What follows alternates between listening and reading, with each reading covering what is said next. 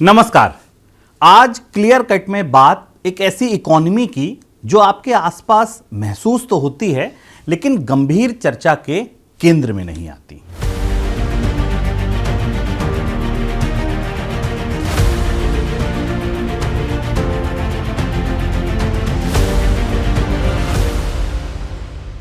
आज चर्चा करेंगे गिग इकोनॉमी की। आपने खाना मंगाया, ऐप ने लिखा your delivery partner is on the way. जरा शब्द को गौर कीजिए। पार्टनर, एम्प्लॉय नहीं, स्टाफ नहीं, कर्मचारी नहीं, पार्टनर। लेकिन ये कैसा पार्टनर है? ऑर्डर कौन देगा? ऐप तय करेगा। कितना पैसा मिलेगा? ऐप तय करेगा। इंसेंटिव कब मिलेगा? ऐप तय करेगा। रेटिंग गिरी तो क्या होगा? ऐप तय करेगा। अकाउंट चलेगा या बंद होगा, ये भी ऐप तय करेगा। लेकिन एक्सीडेंट हो जाए या पार्टनर बीमार पड़ जाए या 1 महीने काम ना मिले तो ऐप कह सकता है आप हमारे एम्प्लॉय थोड़ी हैं। यही गिग इकोनॉमी का सबसे बड़ा विरोधाभास है और यही सवाल अब संसद तक पहुंच गया है। सरकार ने बताया कि भारत के ऑफिशियल लेबर सर्वे यानी PLFS में अब प्लेटफॉर्म वर्कर्स की अलग जानकारी जुटाई जा रही है। क्यों? क्योंकि जिस इकोनॉमी में करोड़ों लोग ऐप खोलकर रोज काम पा रहे हैं, वहां सरकार को अब जाकर ठीक से गिनना पड़ रहा है। ये लोग हैं कितने? इकोनॉमिक सर्वे के मुताबिक वित्त वर्ष 2021 में भारत में करीब 77 लाख गिग वर्कर्स थे। वित्त वर्ष 2025 तक ये संख्या बढ़कर 1 करोड़ 20 लाख पहुंच गई। नीति आयोग का एक पुराना अनुमान भी है जिसमें ये कहा गया था कि 2029-30 तक भारत में करीब 2 करोड़ 35 लाख गिग वर्कर्स हो सकते हैं। यानी ये छोटी मोटी लेबर कैटेगरी नहीं है, ये भारत की नई वर्कफोर्स है। तो आज क्लियर कट में समझेंगे गिग वर्कर्स आखिर है कौन, क्या ये सचमुच नौकरी है, कंपनी इसे एम्प्लॉय क्यों नहीं मानती, वर्कर्स इसे चुनते क्यों हैं, 1500 की डेली अर्निंग में वास्तव में घर कितना जाता है, बॉस अगर एल्गोरिदम है तो जवाबदेह कौन है, भारत ने इनके लिए क्या व्यवस्था बनाई है और ब्रिटेन, स्पेन और यूरोप ने इस नई नौकरी को कैसे समझा। नमस्कार, मैं हूं शुभम शंकधर, आप देख रहे हैं क्लियर कट। कहानी ऐप से नहीं, जैज से शुरू होती है। करीब 200 साल पहले की बात है। 1920 का दशक था। अमेरिका के जैज म्यूजिशियन रात में किसी क्लब में परफॉर्मेंस करते थे। आज इस क्लब में काम मिला तो एक गिग, कल किसी दूसरे क्लब में काम मिला तो दूसरा गिग। ना परमानेंट नौकरी, ना मंथली सैलरी, काम मिला, पैसा मिला, काम खत्म, रिश्ता खत्म। 100 साल बाद यही शब्द लेबर मार्केट में वापस आया। बस सैक्सोफोन की जगह स्कूटर है, क्लब मैनेजर की जगह स्मार्टफोन है और काम देने वाले आदमी की जगह एल्गोरिदम है। आज एक डिलीवरी, एक कैब राइड, एक प्लम्बिंग का जॉब, एक ब्यूटिशियन का अपॉइंटमेंट, एक डिजाइन प्रोजेक्ट, एक छोटा सा पेड असाइनमेंट और एक गिग। हर गिग वर्कर डिलीवरी बॉय नहीं है। गिग इकोनॉमी सुनते ही हमारे दिमाग में जोमेटो या ब्लिंकिट राइडर आता है, लेकिन तस्वीर थोड़ी बड़ी है।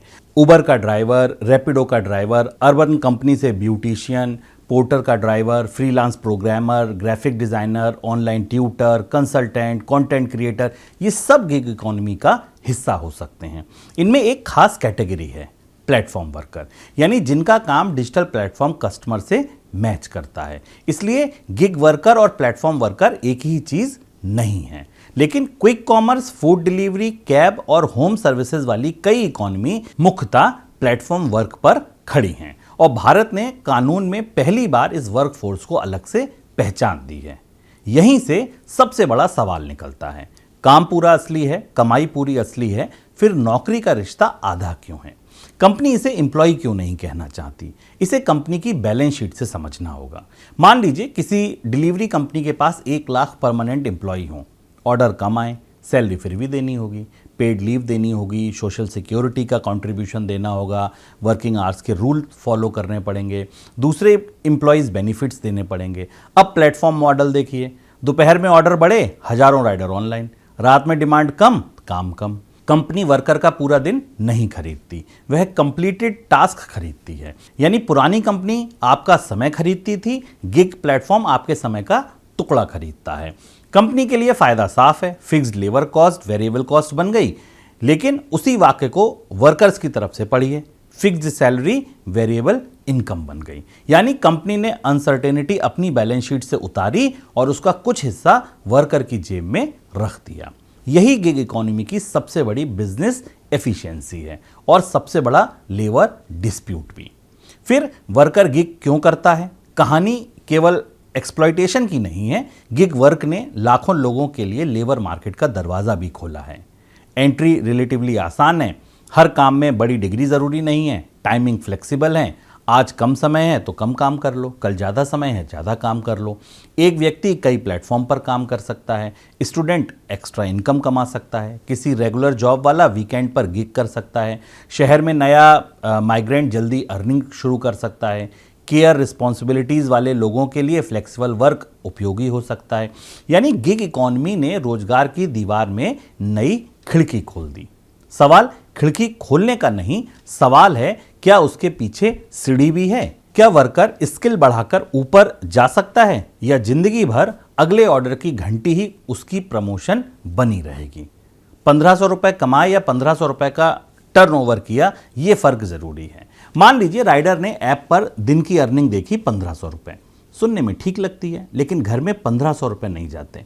पेट्रोल, बाइक की EMI, service, tyre, insurance, mobile का डेटा, कभी पार्किंग, बाइक का डेप्रिसिएशन, यानी मशीन भी वर्कर की, फ्यूल भी वर्कर का, रिपेयर भी वर्कर का। कई ट्रेडिशनल जॉब में एम्प्लॉय ऑफिस की मशीन खुद नहीं खरीदता। गिग इकोनॉमी में वर्कर कई बार अपना मिनी बिजनेस लेकर जॉब पर आता है, इसलिए ऐप पर दिखाई देने वाली ग्रॉस अर्निंग और घर जाने वाली नेट अर्निंग अलग होती है। और एक कॉस्ट तो ऐप पर दिखाई ही नहीं देती, वो है इंतजार का। रेस्टोरेंट ऑर्डर लेट दे रहा है, कस्टमर नहीं मिल रहा है, राइड नहीं आई, वर्कर ऑनलाइन है, उसकी घड़ी चल रही है लेकिन कमाई नहीं चल रही है। यानी समय वर्कर का है, मीटर प्लेटफॉर्म का है। और हमारी 20 रुपए की डिलीवरी सच में क्या 20 रुपए की है? यही कस्टमर वाला हिस्सा है। हम इसे कहते हैं डिलीवरी सिर्फ 20 रुपए में, लेकिन डिलीवरी की वास्तविक कॉस्ट में राइडर का फ्यूल, बाइक का depreciation, insurance, waiting time, accident का रिस्क, सोशल सिक्योरिटी, आज इसमें से कुछ कॉस्ट प्लेटफॉर्म उठाता है, कुछ इन्वेस्टर सब्सिडाइज करता है, कुछ मर्चेंट उठाते हैं और कुछ वर्कर। इसलिए अर्थशास्त्र का पुराना नियम यहां भी लागू है। फ्री डिलीवरी जैसी कोई चीज नहीं है। कई बार बिल सिर्फ किसी दूसरी जेब में भर दिया जाता है। अगर कल वर्कर को पेंशन, हेल्थ कवर और बेहतर एक्सीडेंट इंश्योरेंस देना है, उसका पैसा कहीं ना कहीं से आएगा। प्लेटफॉर्म के मार्जिन से, मर्चेंट के कमीशन से, कस्टमर की फीस से या टैक्स पेयर से। यानी सोशल सिक्योरिटी का सवाल केवल वर्कर का नहीं है, बिजनेस मॉडल का भी है। अब समझिए कि बॉस गया नहीं, बस कोड बन गया। पुरानी नौकरी में मैनेजर सामने बैठता था, कहता था आज इतना काम करना है, टारगेट पूरा नहीं हुआ, आपकी परफॉर्मेंस कमजोर है। गिग इकोनॉमी में मैनेजर गायब नहीं हुआ, वह ऐप में घुस गया। एल्गोरिदम तय कर सकता है कौन सा ऑर्डर किस राइडर को मिलेगा, पीक इंसेंटिव कब मिलेगा, किस एरिया में डिमांड ज़्यादा है, एक्सेप्टेंस रेट कितना है, कैंसिलेशन कितना है, कस्टमर रेटिंग क्या है, और कई मामलों में अकाउंट सस्पेंड या डीएक्टिवेट तक करना उसके हाथ में है। कागज पर वर्कर इंडिपेंडेंट है, लेकिन सवाल है अगर कोई सिस्टम आपके काम का एलोकेशन, रिवॉर्ड और पनिशमेंट तीनों नियंत्रित करता है तो वह केवल मार्केटप्लेस है या मैनेजर भी। यही वजह है कि दुनिया की लेबर डिबेट अब सैलरी से आगे बढ़कर एल्गोरिदम मैनेजमेंट तक पहुंच गई है। यूरोप ने कहा बॉस सॉफ्टवेयर हो तो भी बॉस है। यूरोपियन यूनियन ने प्लेटफॉर्म वर्क पर नया फ्रेमवर्क बनाया। उसका मूल सिद्धांत बहुत दिलचस्प है। कॉन्ट्रैक्ट पर क्या लिखा है सिर्फ उससे फैसला नहीं होगा, असल रिलेशनशिप देखा जाएगा।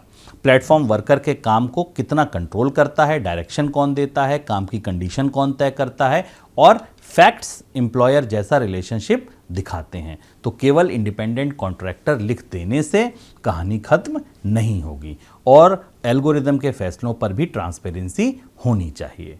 वर्कर को यह समझने का अधिकार होना चाहिए उसके काम पर ऑटोमेटेड सिस्टम का असर कैसे पड़ा। अकाउंट सस्पेंड या टर्मिनेट जैसा गंभीर फैसला केवल मशीन के भरोसे ना छोड़ा जाए, ह्यूमन रिव्यू जरूरी है।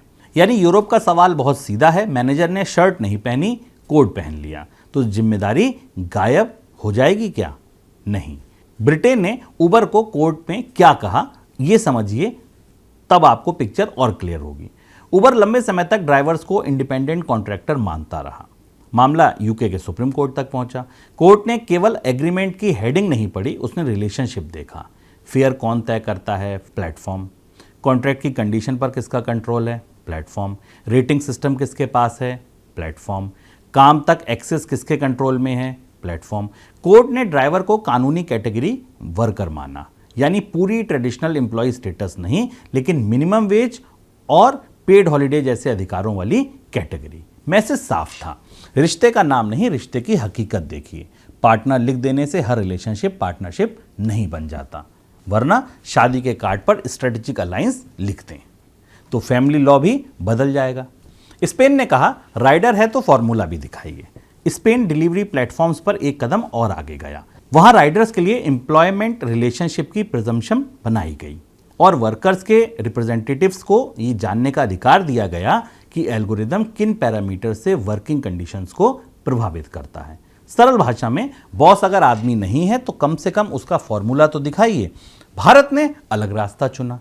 भारत ने अभी हर गिग वर्कर को रेगुलर एम्प्लॉय नहीं कहा, हमने बीच की लेन चुनी। ट्रेडिशनल एम्प्लॉय भी नहीं है और पूरी तरह अनप्रोटेक्टेड सेल्फ एम्प्लॉयड भी नहीं है, लेकिन कानूनी पहचान, रजिस्ट्रेशन, सोशल सिक्योरिटी कोड के फ्रेमवर्क में एग्रीगेटर्स ने गिग और प्लेटफॉर्म वर्कर्स के वेलफेयर के लिए कंट्रीब्यूशन लिया जा सकता है। एनुअल टर्नओवर का करीब 1 से 2%, लेकिन वर्कर्स को किए गए कुल पेमेंट में 5% से ज़्यादा नहीं।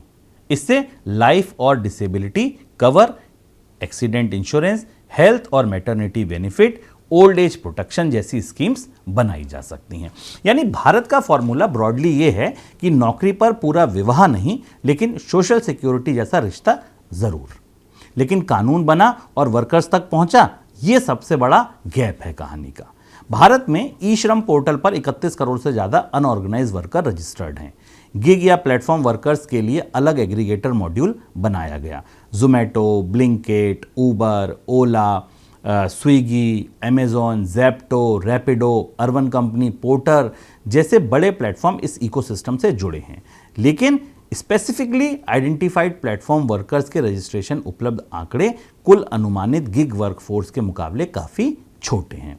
दोनों डेटाबेस की तारीख और मेथोडोलॉजी अलग है, इसलिए सीधे कंपैरिजन ठीक नहीं। लेकिन समस्या साफ है, कानून ने वर्कर्स को नाम दे दिया, सिस्टम को अभी वर्कर्स तक पहुंचना है। इसलिए संसद की कमेटी ने रजिस्ट्रेशन और सोशल सिक्योरिटी ऑब्लिगेशंस को ज़्यादा स्पष्ट और मजबूत करने की बात उठाई है और इसलिए पीएलएफएस की नई गिनती महत्वपूर्ण है।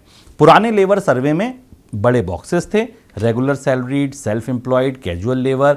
अब इसमें गिग वर्कर को भी डालिए। सुबह उबर, दोपहर में पोर्टर, शाम को फूड डिलीवरी। ये आदमी क्या है? ड्राइवर है, डिलीवरी वर्कर है, सेल्फ एम्प्लॉयड है, 3 कंपनियों का वर्कर है, किसी का एम्प्लॉय नहीं।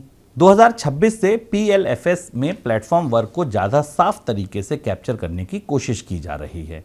ये केवल क्वेश्चनर में नया कॉलम नहीं है, ये पॉलिसी की पहली सीढ़ी है, क्योंकि जिस वर्कर को सरकार गिन नहीं सकती उसके लिए सही पेंशन, इंश्योरेंस और लेबर पॉलिसी भी नहीं बना सकती।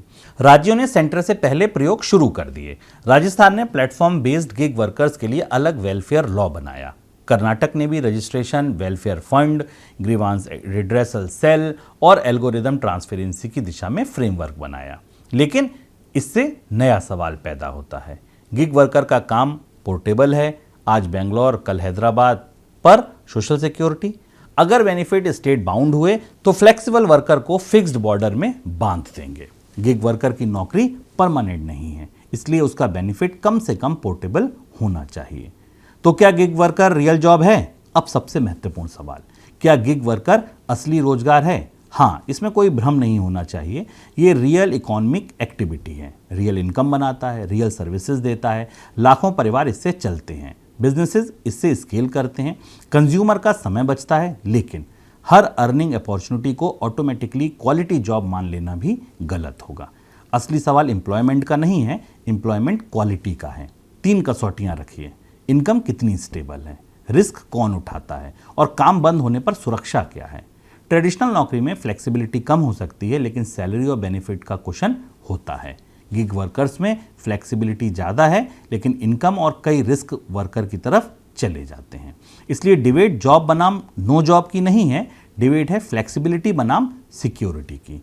प्लेटफॉर्म को एम्प्लॉय कॉस्ट देना पड़ा तो क्या डिलीवरी महंगी होगी? संभव है। अगर हर गिग वर्कर को तुरंत फुल टाइम एम्प्लॉय जैसी पूरी कॉस्ट स्ट्रक्चर में लाया जाए, प्लेटफॉर्म की लेबर कॉस्ट बढ़ जाएगी।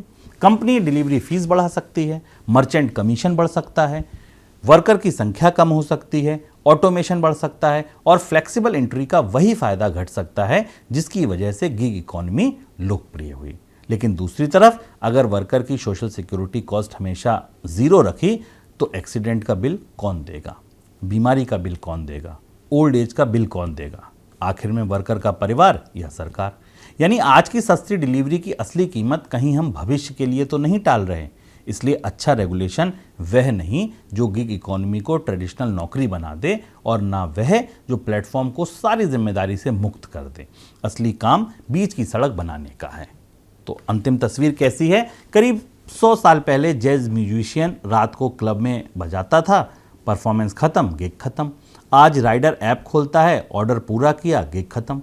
लेकिन फर्क बड़ा है। पुराने म्यूजिशियन को अगला काम क्लब मैनेजर देता था, आज वर्कर को अगला काम एल्गोरिदम देता है। भारत में गिग वर्कर्स करीब 1 करोड़ 20 लाख पहुंच गए हैं। नीति आयोग ने इसे दशक के अंत तक 2 करोड़ 35 लाख पहुंचने का अनुमान लगाया है। सरकार अब इसे अलग से गिन रही है, कानून इसे पहचान रहा है, सोशल सिक्योरिटी का फ्रेमवर्क बन रहा है, राज्य अपने एक्सपेरिमेंट कर रहे हैं, दुनिया एल्गोरिदम के कंट्रोल तक कानून पहुंचा रही है। यानी सवाल अब ये नहीं कि गिग इकोनॉमी रहेगी या नहीं, वह आ चुकी है। सवाल ये है वह किस तरह की इकोनॉमी बनेगी, सस्ती सर्विस का इंजन या सस्टेनेबल ग्रोथ का। गिग इकोनॉमी ने नौकरी खत्म नहीं की, उसने नौकरी को छोटे छोटे टुकड़ों में काट दिया। सैलरी को पेमेंट पर टास्क में, ऑफिस को ऐप में, मैनेजर को एल्गोरिदम में, एम्प्लॉय को पार्टनर में। लेकिन शायद टेक्नोलॉजी एक चीज़ पूरी तरह नहीं बदल सकती, काम करने वाले इंसान की सुरक्षा की ज़रूरत। और यही इस कहानी का सबसे बड़ा पंच है।